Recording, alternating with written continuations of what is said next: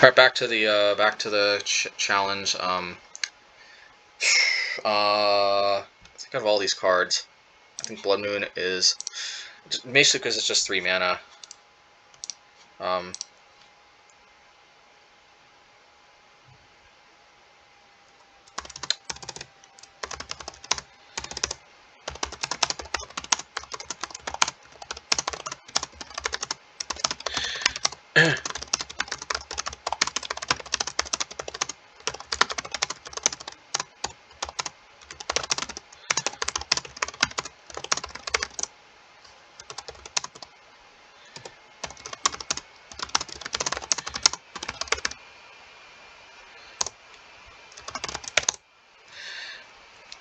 So, alright, so I mean, we're back here.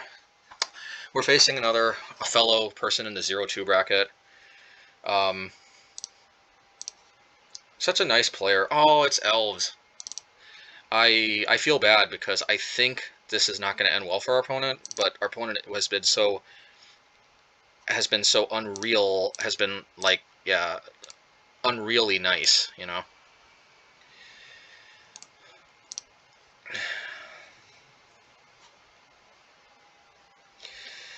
Yeah, I mean, I was just saying, like, this is weird. I'm 2-0 in the league, so like, I don't know.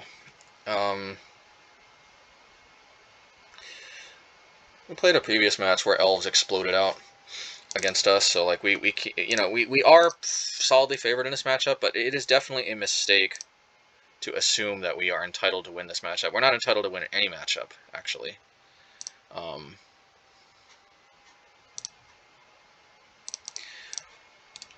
Just on the off chance they can somehow court or something, I don't know. It might have been correct to go for the Druid, even though it wasn't as high toughness. Yeah, it might be, because if they can use the 3 for Elvish Archdruid, it kind of looks like it's happening. I called it. Alright, let's see here.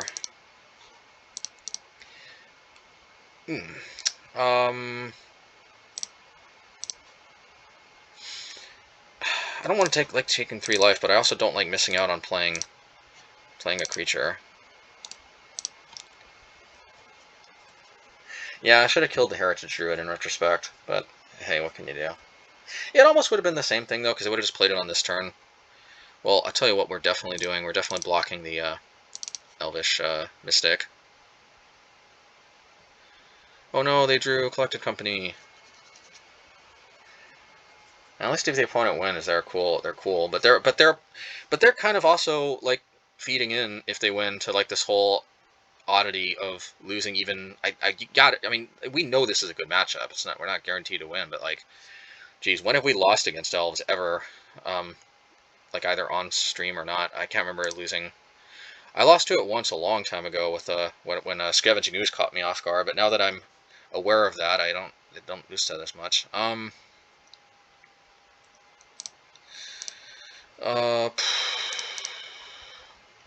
We need to deal with this Elvish Archdruid, which means we have to hope to hit land and some type of burn spell, 1-mana burn spell. It's the only way. Well, it didn't happen, but at least we can jump, maybe?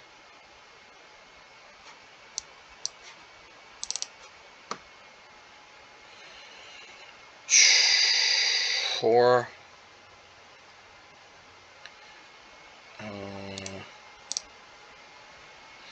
Can we take all 5, 6, 7, 8, 9, 10, 11? No, so we have to chump. Well, they could have attacked with that too, because 5, 6, 7, 8, 9, so we can block 1. And I guess we might as well do that. I mean, because another one of these creatures represents like extra life in the form of a chump block next turn anyway, so there isn't a ton of downside to doing this.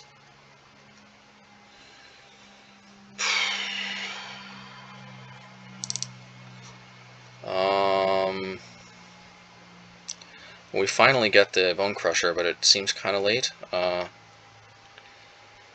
We could attack, and hopefully they don't block, but then, no, I think what we have to do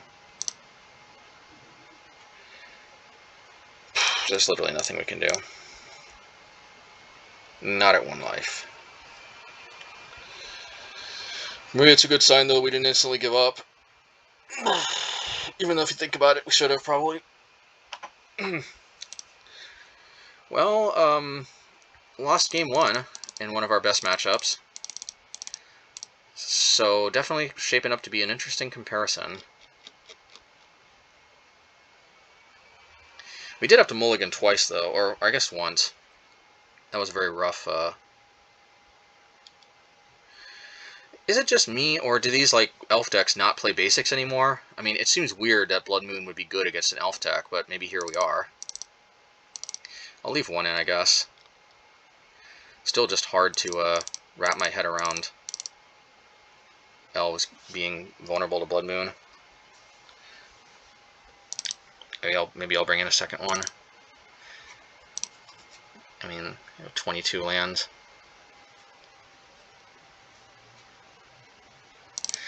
Yeah, I think getting mana screwed is a bigger threat. Plus, also, the more lands we have, the more Shatterskull Smashing just becomes a burn spell as opposed to a land drop.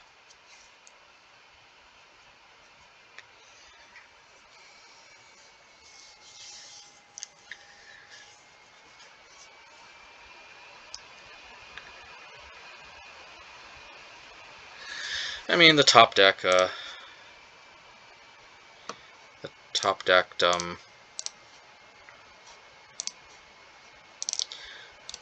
do you call it,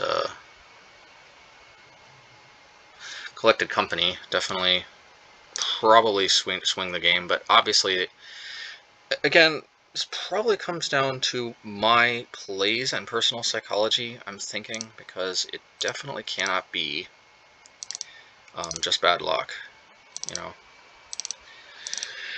I mean, I'm kind of being sarcastic, but I'm also kind of not. So I don't know.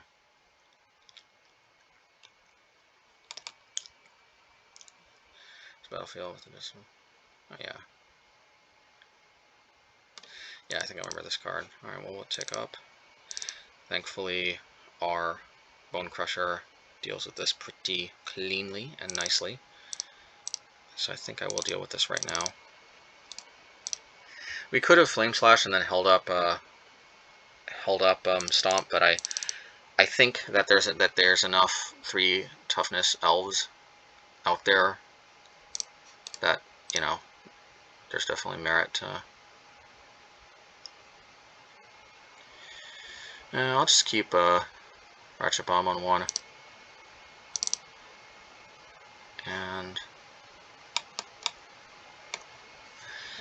And I think I'll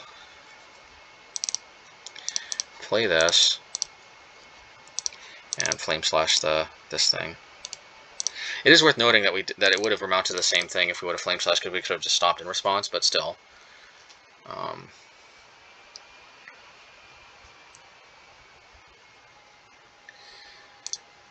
Alright.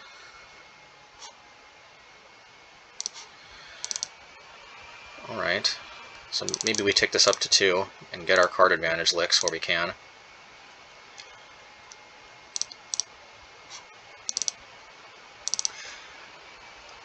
And yeah, so let's do this. And I think, yeah, let's just Blast Zone this thing away too.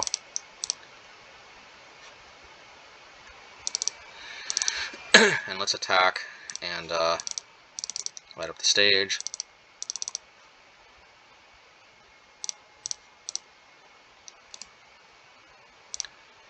Alright, sweet. That is pretty sweet. Pretty sweet mix of cards, if I do say so myself. The Bramble Praghorn creature is pretty strong.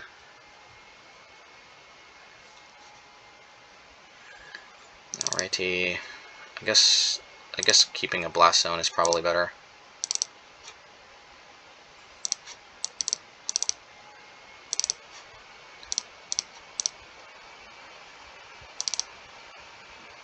Alright, let's play this because this is going to disappear.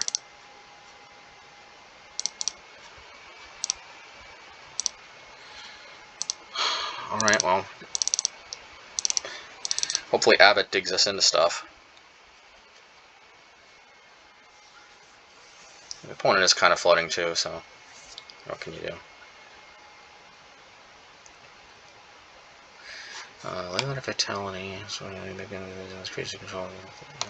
Oh, okay. I mean, that's an interesting choice. Opponent seems familiar with my work, so I don't think they think I'm on burn or anything, but you know. All right, let's Abbot it up, and let's target it. Play it like that anyway. Well, it doesn't matter which one we play; both are gonna go away. Let's play another one. I guess I should have waited because you never know if it would have revealed a blast zone. All right. Well, let's just attack because I don't want to waste this Flame Slash on that token. It probably makes sense.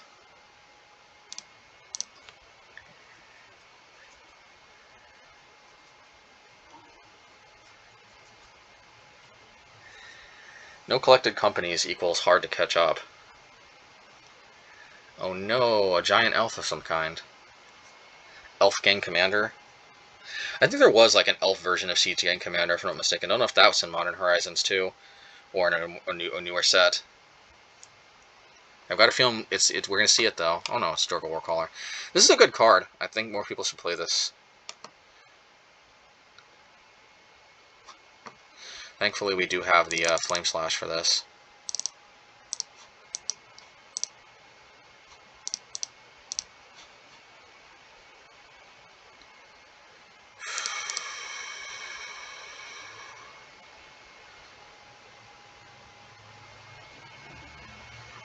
You know, we could have also done. We could have blown the Blast Zone, killed that, and then played the Flame Slash to just win.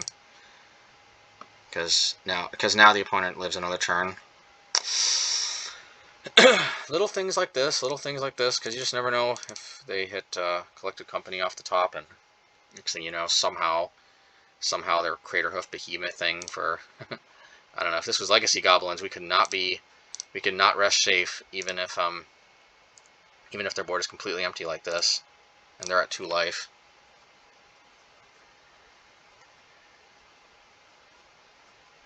All right.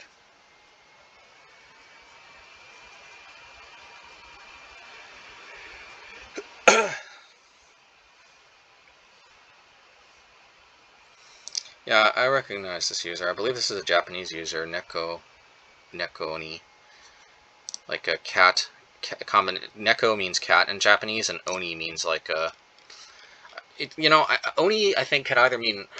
I'm not good with this, depending on like how it's spelled and maybe how it's pronounced, and I don't really know Japanese. Just kind of tiny bit from my dad, but Neko is cat, and Oni I think can either mean ogre or it might be related to like Onechan, which is how you say Onichan actually. For the eldest brother. Anyway, Neko Oni. It's some combination of meanings of those, I'm sure. Let's run it back. I mean, that did what we wanted it to do. What more can we say?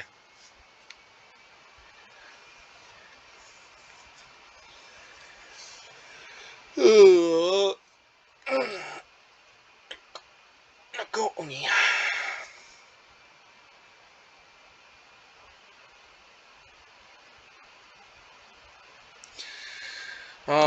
I mean, hey, this hand's functional. We'll keep it.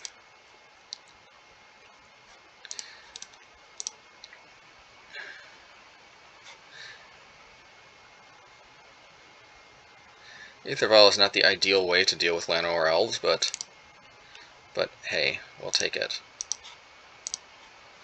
Plus, lightning bolting ourselves to deal with it is also not ideal, but again, we'll take it.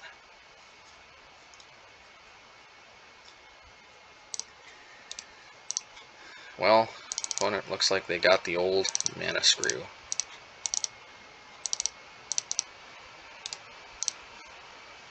They caught a case of the mana screws. It's a contagious disease. A very, very nasty one, too. It attacks your immune system, even worse than COVID.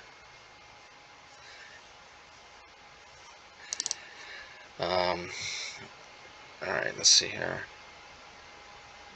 I think we got to deal with this before it starts gaining counters on things. So let's, well, I think we can wait until their turn.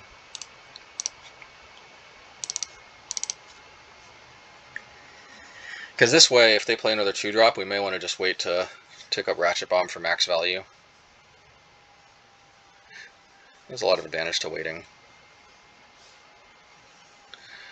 Alright, well, is this a trap?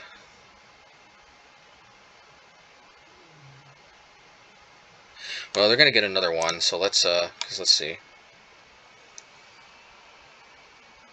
Yeah, they're not going to get any counters if we bolt this, so let's bolt that before it comes into play. Because if we didn't do that, then it would get another copy of itself. I kind of like this interesting new take on elves. I always respect people trying to do new things. Let's see, it can adapt.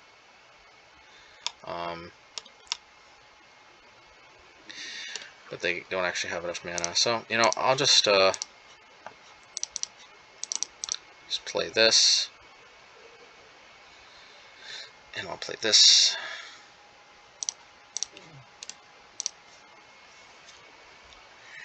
And if this thing gets out of control somehow, we can always just crack Ratchet Bomb.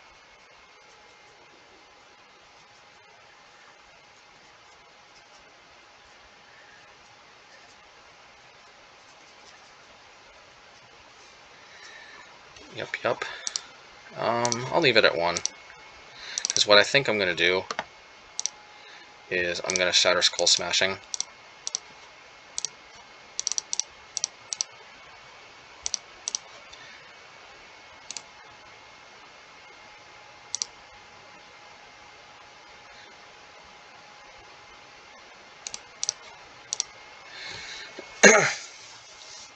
We should have put Ratchet Bomb to 2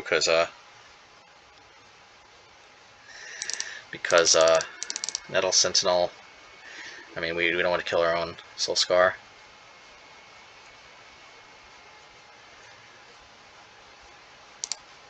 Yeah, they definitely want to play it like this so they can untap. We'll take 1 hit. We do have to worry about going too far low because there is the that card that deals damage equal to the number of elves you control when it comes into play. Alright, let's take this up to 2, because let's just deal with this right now.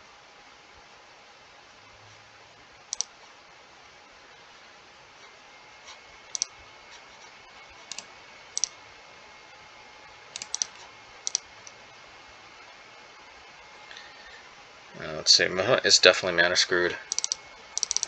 I think we can afford to take another hit. It might be kind of dangerous, but like...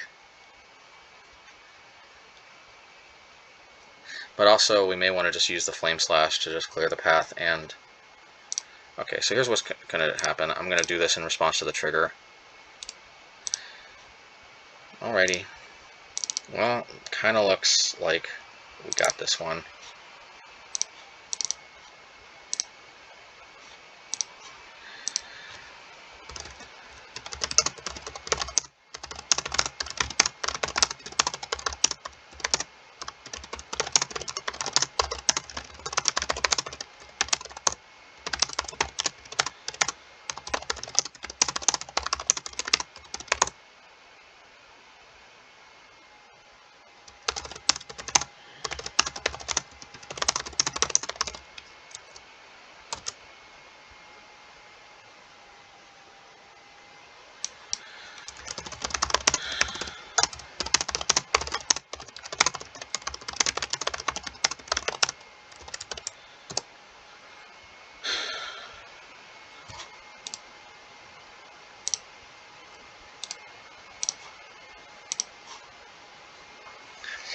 All right, well, opponent, man, like they bailed us out. Actually, we were taking way too long in that match. Although I could have actually, I guess, you know, kept flicking the time more. I don't want to be like that. Yeah.